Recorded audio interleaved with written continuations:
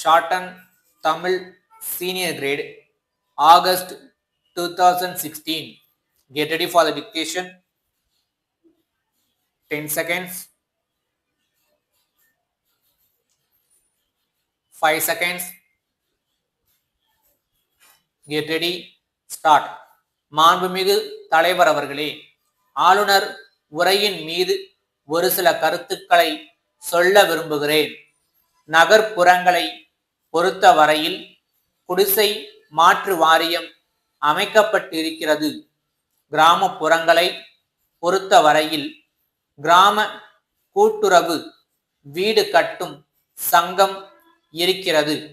ஆனால் இந்த இனங்களுக்கு எந்த அளவுக்கு நிதி வழங்கப்பட்டிருக்கிறது, கிராமங்களில் மக்கள் எந்த அளவுக்கு வீட்டு வசதியை பெருக்கி கொண்டிருக்கிறார்கள் என்று பார்த்தால் குறிப்பிடத்தக்க அளவுக்கு ஒன்றுமில்லை என்றுதான் சொல்ல வேண்டும்.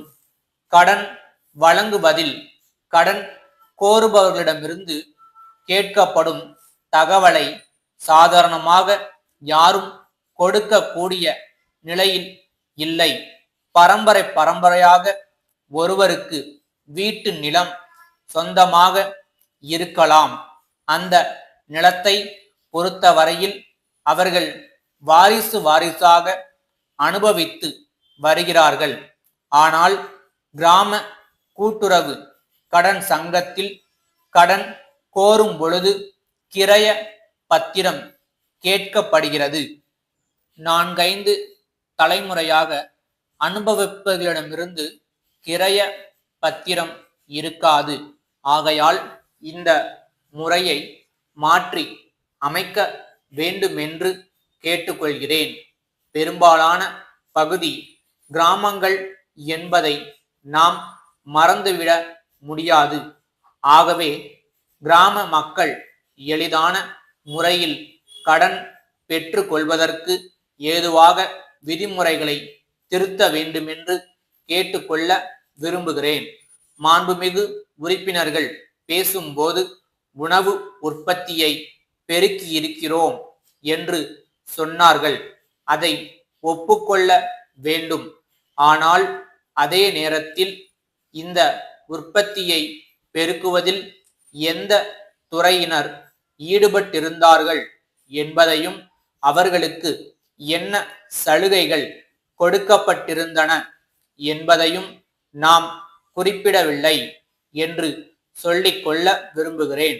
இவ்வாறு உற்பத்தி செய்கிறவர்களுக்கு தேவைப்படும் பொருள்களின் விலை குறைந்திருக்கிறதா என்று பார்க்க வேண்டும். உணவு பொருளின் விலைவாசி இறங்கி இருக்கும்போது அதே சமயத்தில் விவசாயிகள் வாங்கும் விவசாய உற்பத்தி பொருளின் விலை எவ்வளவு ஏறி இருக்கிறது என்பதையும் நாம் ஆராய்ந்து பார்க்க வேண்டும்.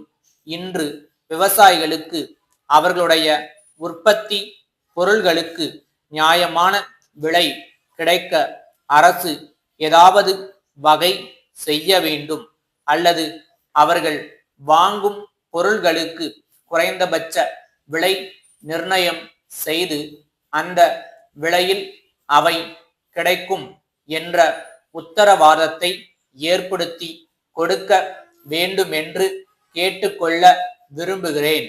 இதே நிலையில் விவசாய உற்பத்தியை பெருக்கிக் கொண்டு போய் இன்னும் தொடர்ந்து நல்ல முறையில் விவசாயிகளுக்கு ஊக்கம் கொடுத்தால் அவர்கள் ஆர்வத்தோடு சாகுபடியிலே ஈடுபட நம்பிக்கையோடு இருக்கிறார்கள்.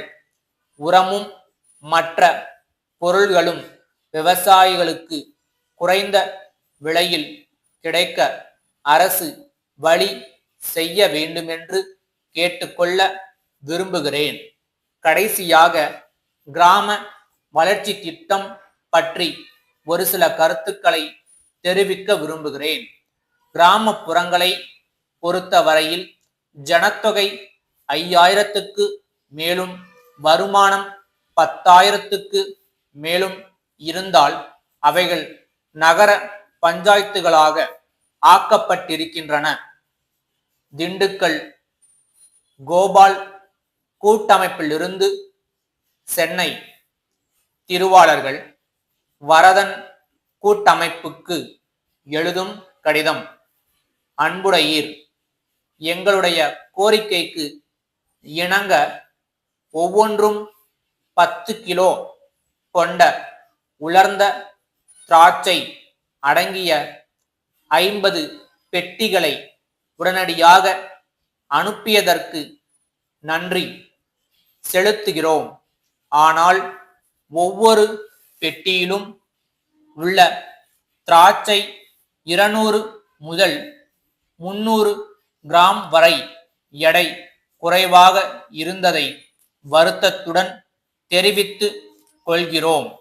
அதோடு கூட தரமும் தாங்கள் அனுப்பிய மாதிரியை விட குறைவாக இருந்தது. எங்களுடைய கையிருப்பு முழுவதும் காலியாகிவிட்டதால் அதை திருப்பி நிரப்பிக் கொள்வதற்காக இந்த சரக்குகளை கேட்டிருந்தோம். எனவே இந்த குறைகள் உடனடியாக நிவர்த்திக்கப்படாவிட்டால் எங்களுக்கு மிகுந்த கஷ்டம் ஏற்படும். ஏனெனும் விலையில் தகுந்த சரிக்கட்டு செய்வதற்கு ஒப்புக்கொண்டால் இந்த சரக்குகளை நாங்கள் ஏற்றுக்கொள்ள தயாராய் இருக்கிறோம். இல்லையெனில் இந்த சரக்குகளுக்கு பதிலாக வேறு மாற்று சரக்குகள் அனுப்பும்படி கேட்டுக்கொள்கிறோம். இது பற்றி தங்கள் முடிவை மறு தபாலில் தெரிவிக்குமாறு கேட்டுக்கொள்கிறோம். அதுவரையில் இந்த சரக்குகளை உங்கள் பொறுப்பில் வைத்து கொண்டிருக்கிறோம். தங்கள் நம்பிக்கையுள்ள ஸ்டாப்